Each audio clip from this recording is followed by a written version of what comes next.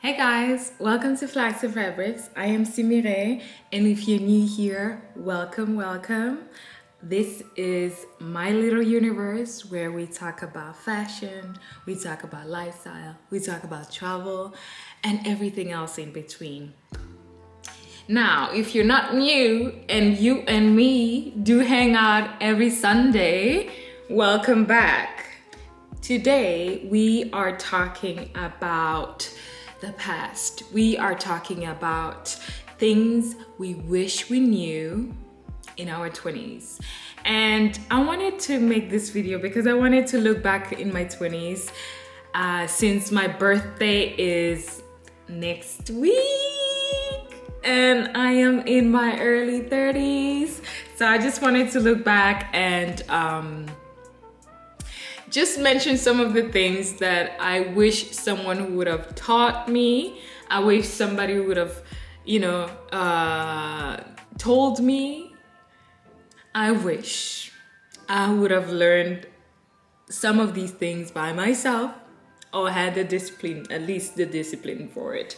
So let's start. I always start by saying, and I think I've said it, and I always say it when people ask me, like, what's one thing you wish you knew, or what's one thing you would recommend to someone? I always say therapy. I say therapy because we go through life with so many emotions, and sometimes we don't stop and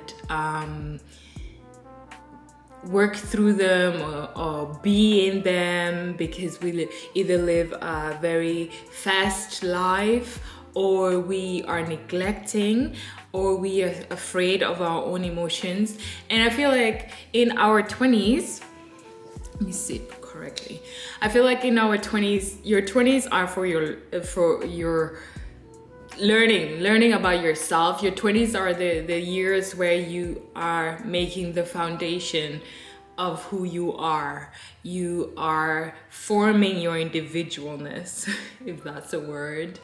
You are becoming just a little bit a part of who you're supposed to be. And with that, you are just thrown to the world, right? This is not focusing. You're thrown to the world, and it's such a scary place because everybody has an opinion of how you should be, who you should be, where you should be, and who you should date, and where you should date, and when you should get married, and where you should live. All these opinions, and some of them are just people wanting to do wanting you to do well, and some of them are just, society's pressure.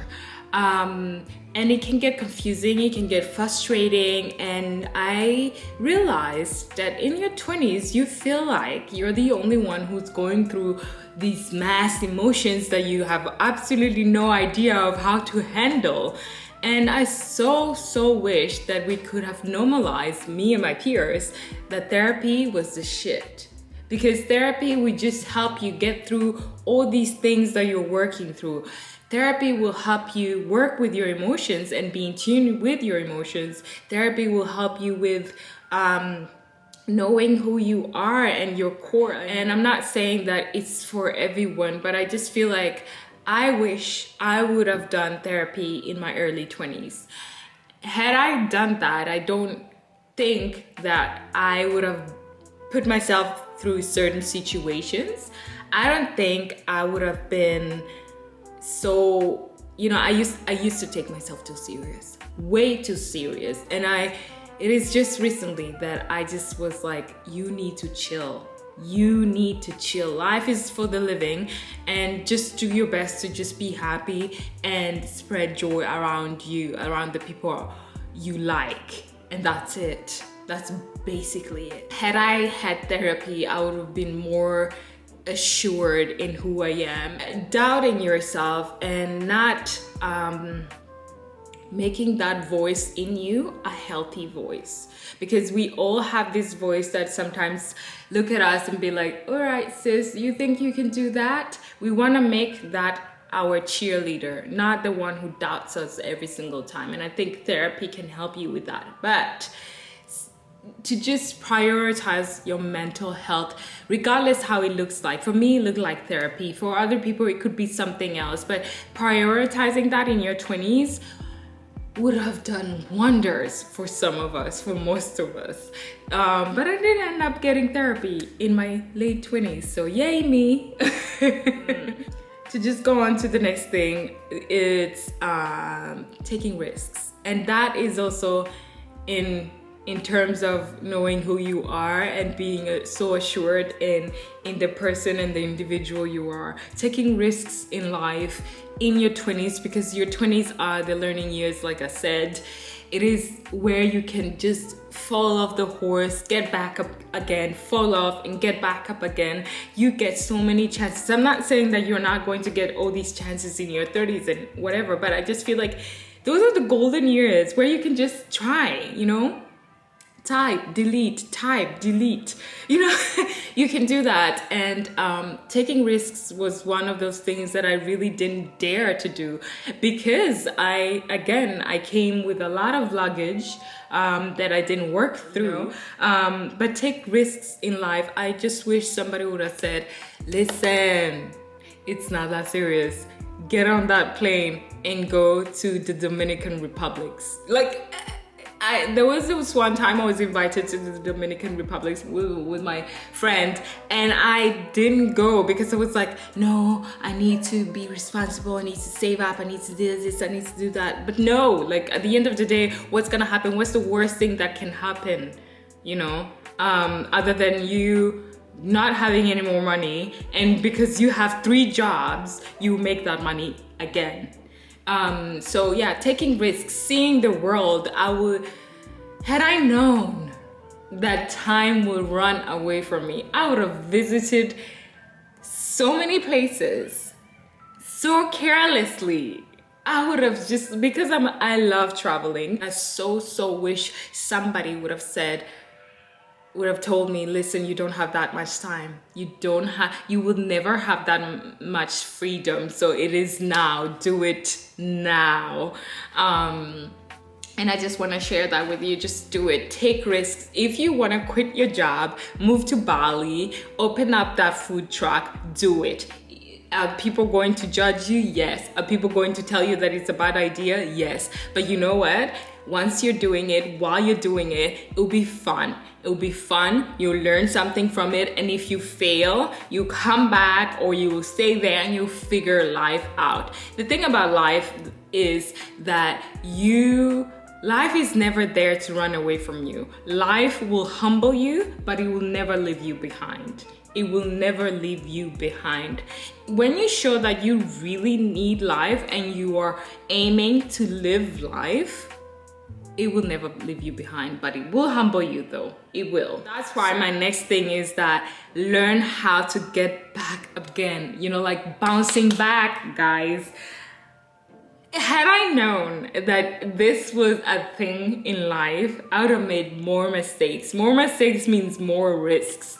Like knowing how to bounce back. If you have that power of bouncing back, I assure you that you can do anything in this life. Like, had I known that, I would have just been like, okay, let's do this life thing. And I would have done so many things. I am a creative soul, and I'm always like, I can't be doing that because it's irresponsible financially and time-wise and this and that and that. And, you know, and I was like, what if you fail? My biggest fear is failing. I even ended up buying a book that says, face the fear and do it anyways. I would recommend you to read that, because that's one of the things that really helped me out of my fear. I'm not completely over it and there yet where I can just, you know, tell myself, okay, let's do this. If we fail, we're going to get back again. No, because I should have spent my 20s doing that, failing all the time, because that's life.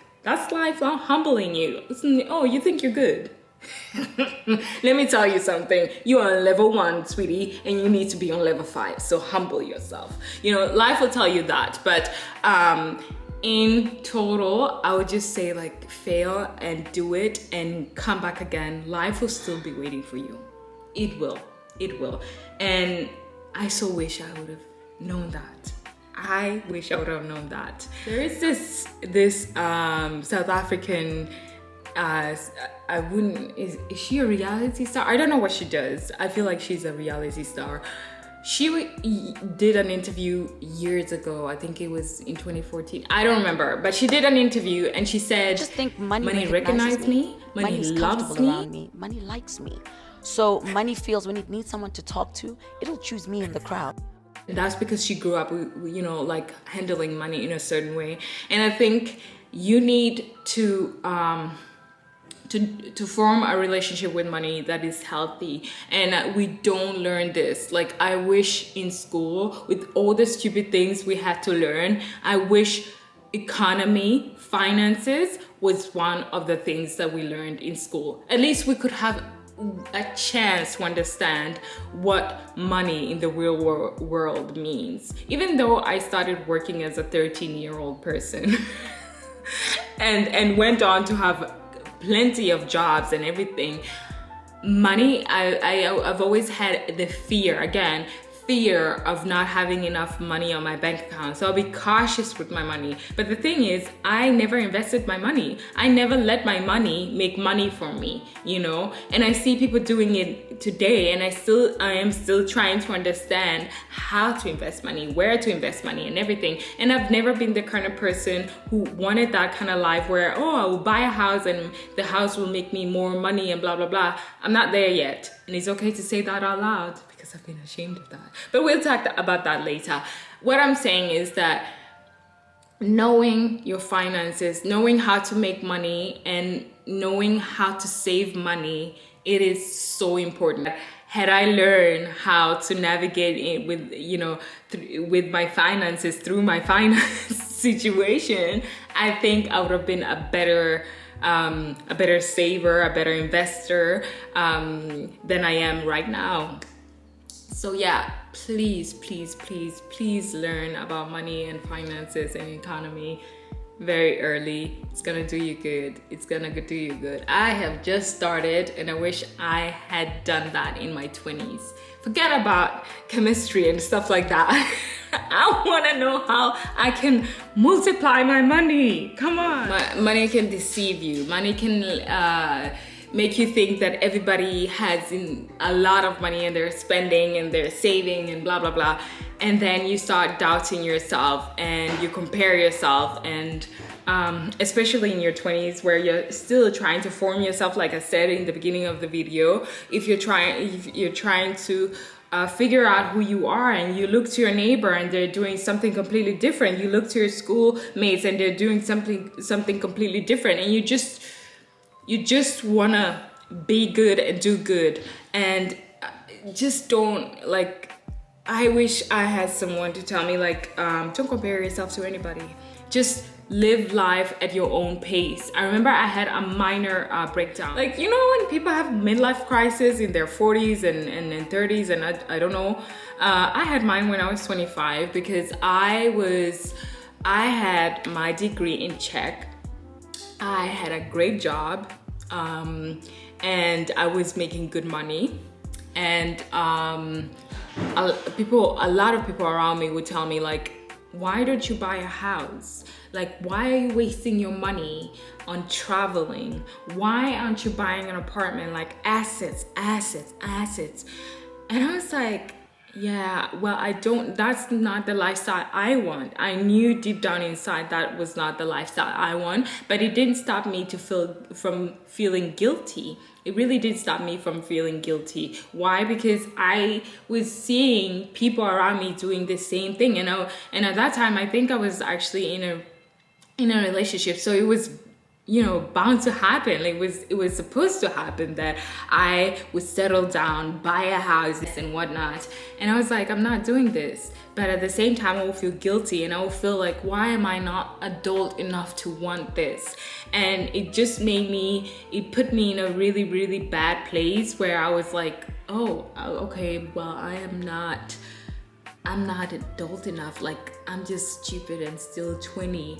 But when I look back at my life right now, since then, I'll be like, shit, I've been around the world. Okay, and nothing can Literally nothing can ever take away the memories, and my money was worth these memories and experiences and growth. I grew so much. I grow a lot when I travel, and most of the time when I travel to places that I've never ever been before, I find myself growing and smiling and relating and just finding that inner me that cannot be compared to anyone. So please never compare yourself. Like, yes, we do tend to do it because it's a human instinct, but know that the life you're living, it is within your own timeline, it is within your own pace. Just don't think that, you know, one size fits all, because that's not life.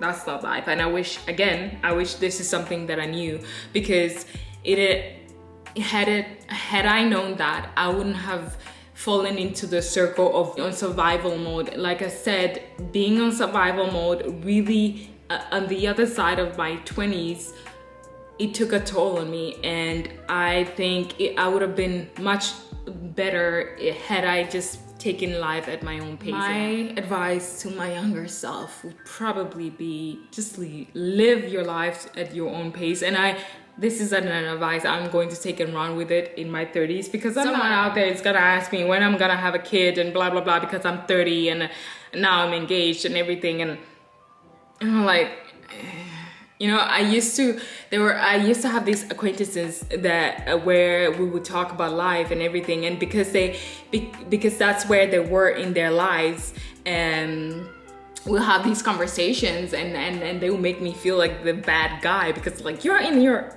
late 20s and you don't have a kid and blah blah blah, and you have a boyfriend, like this talk where you're like, but why are you projecting your insecurities onto me? Like, seriously, like, my life is not your life. You are there, you want to be there, this is how you designed your life, but not everybody should live that kind of life. So always be aware, and this is my next point, be aware of the people you surround yourself with.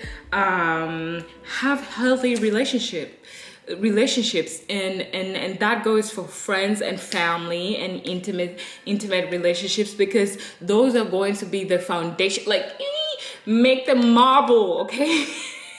Marble, meaning that they are hard to, you know, to break through. Honestly, now you need people around you who encourage you, who uplift you, who support you, who empower you. You need people around you who speaks life into you when you're not able to speak life into yourself. And I find it so important. Like, and those, you know, like, people around you that are just toxic or have a hint of toxicness, cut. Even if it's family members, cut, okay? It's not your responsibility. You cannot change this person. They chose to be like this. So the best thing you can do for both of you is just cut it off. Let it go. Had I known that, because you grow up, at least for me, in my case, I grew up thinking that the friends I have when I was 3 are the same people that I'm going to have you know, the rest of my life. And then when you outgrow each other, and we should make it normal, like normalize outgrowing your friends and vice versa, them outgrowing you. When you realize that, you're like, oh my God, the world is ending. And maybe that's the way it's supposed to be. It was supposed to be you being friends until you're 19 and then growing apart. Okay, and then you finding new friends and you grow together. Okay, and then just let it sink in that, like, this is how life is. It's the people who have been there the longest are not necessarily the people you are going to confide in. They are not necessarily the people who are going to cheer you up, be your biggest cheerleader. No. You can find them today. Had I known that in my 20s, that you don't have to cling on to people, I would have packed my stuff. I would have taken myself and removed myself from certain situations very quick. But because you're 20 and you feel like these are my people, this is my tribe, I need to not let go of this. We try harder. You end up exhausted, which I did. And again, taking yourself too serious, you're like, these are my people. Why is it not working? We should work it out. But at the end of the day, you're like, it does no longer serve me. I must remove myself. And I think that's, again, to refer to your mental health, that is so important for you to do. So yeah, have healthy relationships in your life, and that includes family members too, because we tend to cut them a slack actually, and not realize how much damage they can cause. So yeah, make sure you listen to your heart, listen to your instincts and your intuitions. I cannot stress you enough how this is important. Listen to your intuitions, listen to your gut. And I think people take it like, people are so funny around it and say that, oh, it's nothing. But honestly, when I look back in my 20s and I think of all the times my stomach has told me, this is bad, run. Whether it was a job, whether it was a relationship, whether it was something so small as buying a chewing gum. Like, if your gut is telling you something, listen and just move on. And I think, to be a little bit more spiritual, I think once you have that connection with your gut, like your gut feeling, your intuitions, I feel like you're genuinely listening to your emotions and you are in tune with yourself. Because if you keep avoiding it, you are going to end up at a place where you're like, how did I get here? How did I get to a point where I disappointed myself so much? How did I get to a point where I neglected myself so much that I became dirt? And I've been there. And from there on, I was like, no, I need to change this thing. I need to listen to my gut. I need to take my intuition serious. So find that.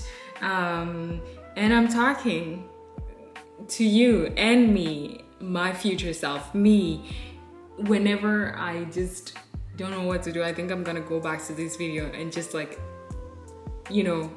check all these boxes, because I think life is the greatest teacher. And if we don't listen, sometimes we kind of fail, and we fail deep. And life is like, I tried telling you, but you didn't listen, so I am humbling you.